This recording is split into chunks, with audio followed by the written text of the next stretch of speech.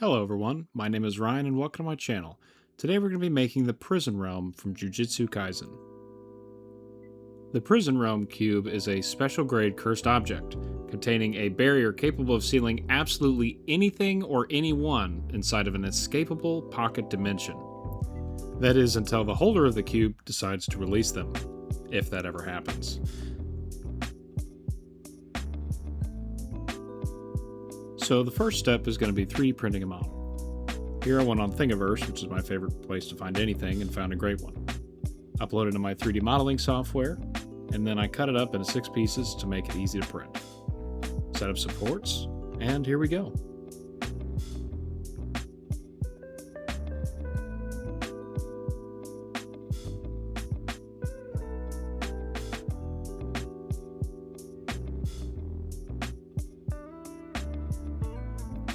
Alright, we have all of our pieces now, and next step is just gluing it all together.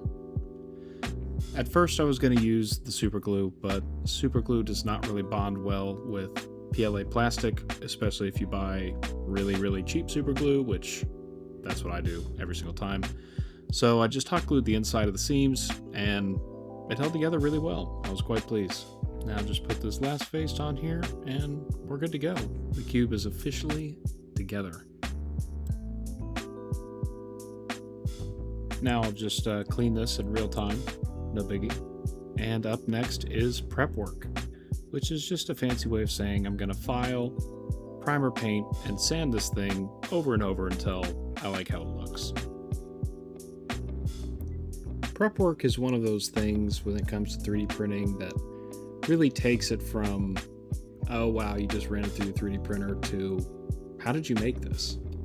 It's such an essential step to making a prop that looks good.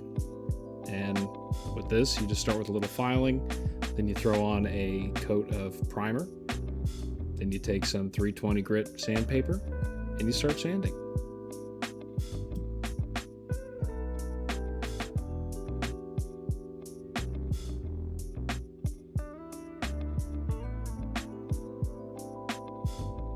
Alright, after getting this absolutely ungodly dust on my hands, the next step is going to be taking this and putting some putty in between all of the creases between the faces. This is just to help give it a nice sense of continuity, making it all look like one solid meat cube.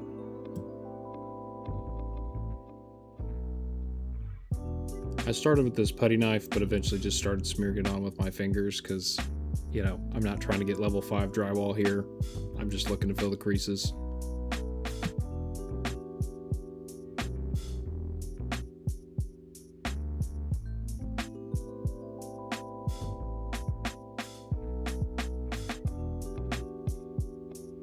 Now that that's done, it's back to my favorite part again.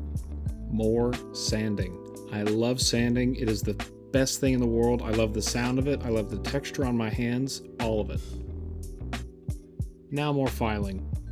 Yes, I love filing too. It's so much fun.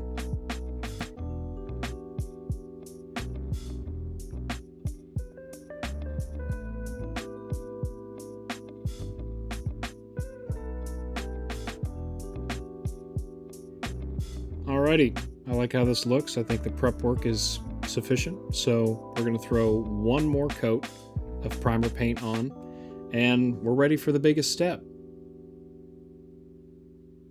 And that's painting. So we're going to start with some black acrylic paint, red, light pink, and kind of a, I don't really know what pink you would call that, mauve? I don't really know colors that well. So I bust out my handy dandy $1 paint tray, and we're going to start with a dark red coat. Just lay it on thick, not really trying to go for perfect here, kind of just trying to avoid the eyeballs in general, just so I don't have to do more work painting white paint over them later. And yeah.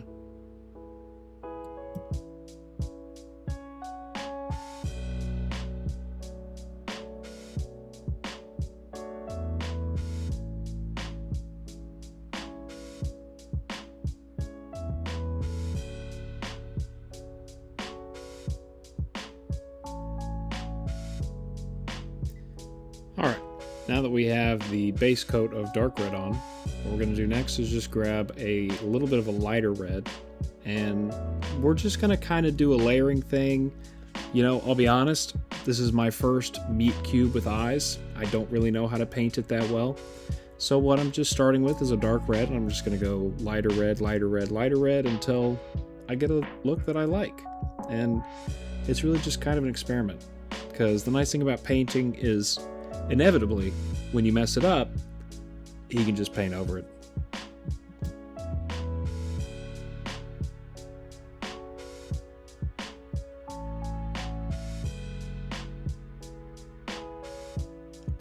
Alright, and you guessed it, an even lighter red. Amazing. I wonder what color's going to do next.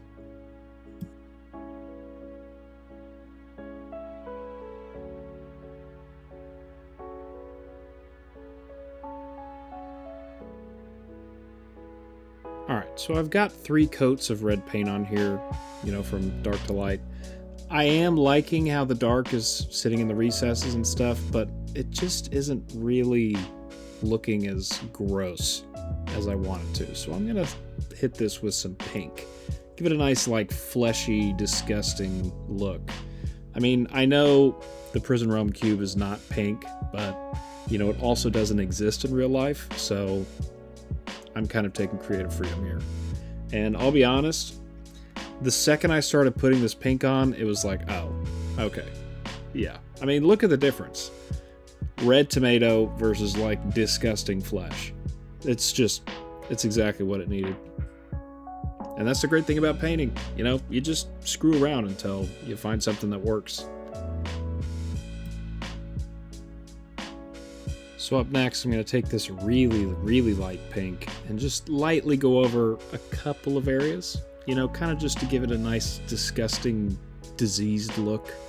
I don't want everything looking uniform, right? It's a meat cube. It's not supposed to be uniform. It's supposed to be ugly and disgusting. Okay, now I'm just going to go back with a light red and just kind of uniform everything a little bit. I want some variety, not too much. Basically, I'm just perfecting the pattern I want to repeat on the next 6 sides. This is just the experiment, and then whatever works, I'm going to shift over in the detailing phase. All detailing is just, you know, I mean, it's kind of self-explanatory, wouldn't you say? What I found out from my little paint experiment on the first face is that I actually prefer to go with the lighter colors first, and then throw a darker red on it to uniform everything up. And once I started using this, it took a lot less time, and it just started looking really good. Because really what you want to do is just find a simple pattern that you can repeat that looks great. And I think I found it.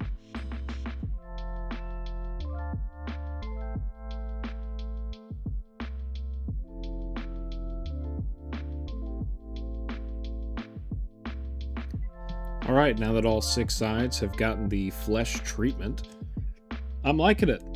You know, it looks good. I mean, I haven't seen many cubes of flesh in real life, but if I had to guess, this is what a cube of flesh would look like. And after it's dried, it looks great. I'm very happy with it. I think we're ready to move on to the next step. And that next step is going to be starting to paint all of the inside of the eyes, you know, the part where the eyeball and the skin actually meet. I'm just going to start with a normal, like, bubblegum pink. I'm not really sure what's going to look good just yet. It's more of a, you know, I'll know it when I see it type vibe. Now that I've finished painting these eyes pink, I kind of have a better idea on how the flesh cube looks in reference to it, and I've decided that it's too pink. It needs more red. So I'm going to get a dark red, and what I'm going to do is get most of the paint off the brush and then just very lightly brush it so all of the creases and folds stay pink while everything else turns a dark red.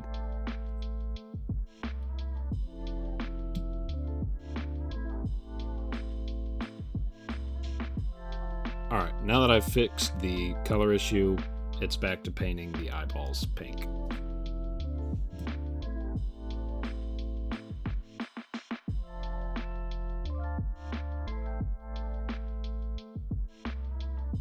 Now that I have the base coat done, I'm going to take the same pink and mix it with a little bit of red, get like a hot pink. And I'm just going to kind of start trying to blend, you know, how significant the difference is between the skin and the eyeballs, just to make everything look more natural.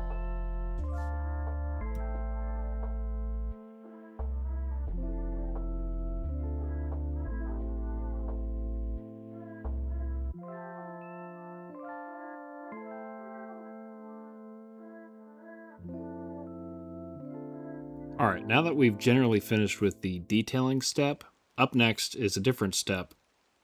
Oh wait, it's just more detailing. So now that I have the pink done, I like the skin color. We're just going to start working on the whites of the eyes now.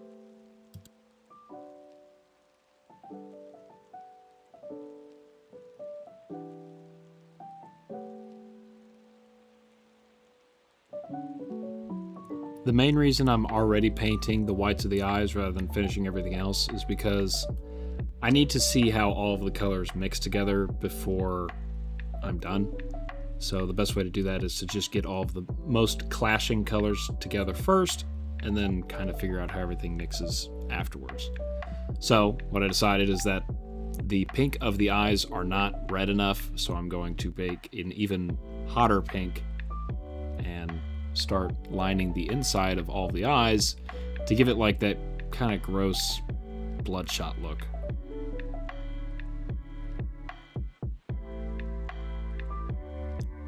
By the way, this footage is not sped up. I'm just actually this fast.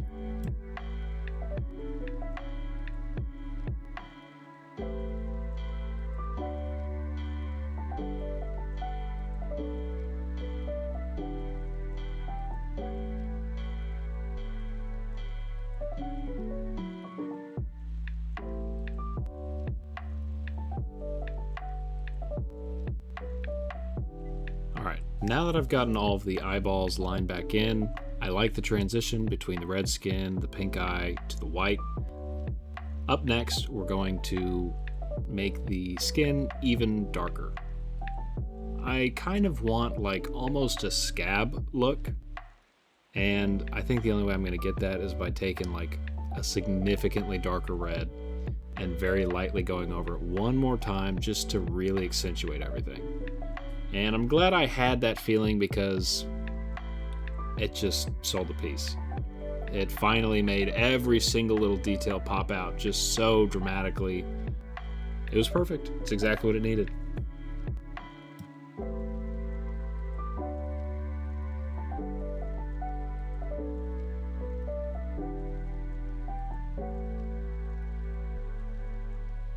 One more detail I want to lock in just to make it look exceptionally disgusting, because that's what we're going for. I want to give all of the eyeballs like a bloodshot, veiny, just gross. You know, gross is the definition of what I'm trying to do here. So I just take a really dark red, I just very lightly put it on a very like scraggly, rough brush and gently go around the rims of the eyes, and it just kind of creates this vein look, and it works great.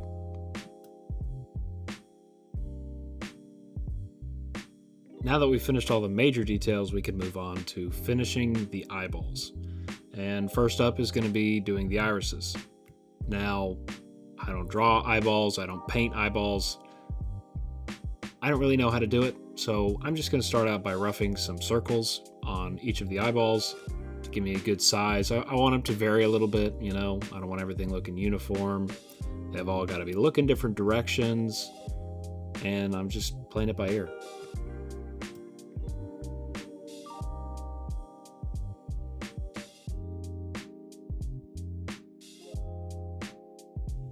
Now that I've got everything mapped out, I'm going to start with a base coat of just matte black. So I'm going to make red eyeballs, but if I want to put 19,000 coats on top of white paint, yeah, they'll eventually turn red. It's a lot easier just to paint everything black once and then go over it with 2 or 3 coats of red paint, and that works great.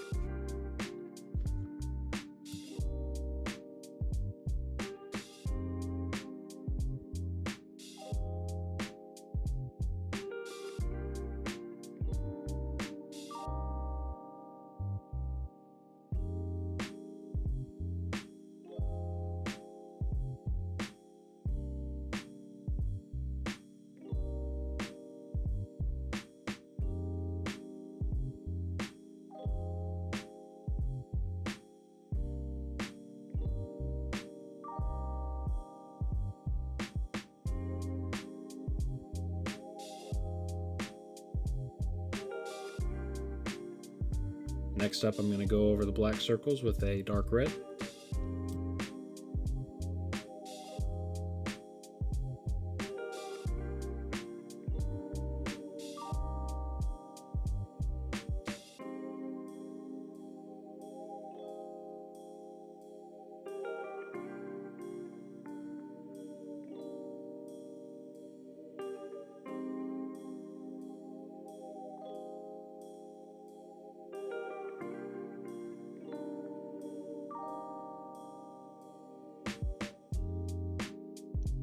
Then I'm going to go over it with a lighter red.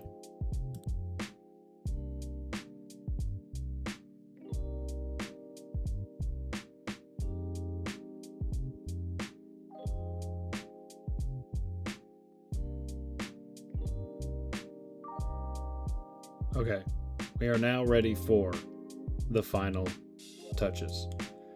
This is what's going to take it all to home base. First, we're going to start with just filling in the pupils.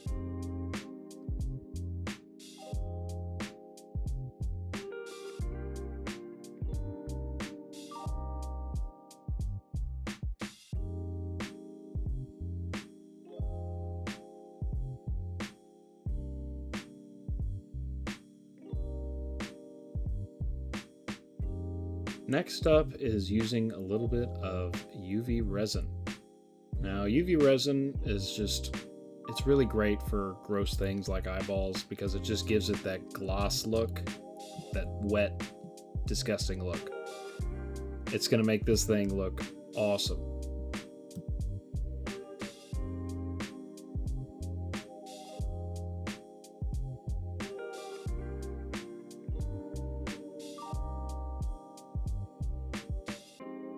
And the great thing about UV resin is it's really simple. You paint it on, and then you take this little flashlight and you zap it for about 20 or 30 seconds, and then there you go. You've got a glossy, hard resin, and it's done.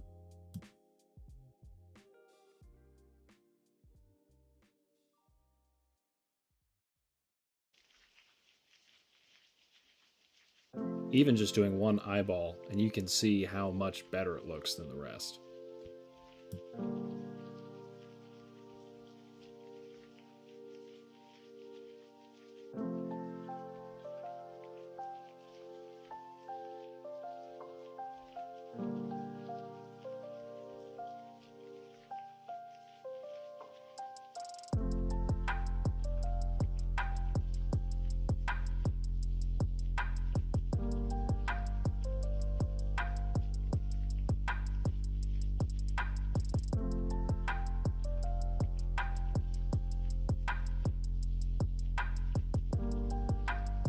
Alright, we finished the last step. Now we have the results. Thanks for watching, and let me know what you think in the comments.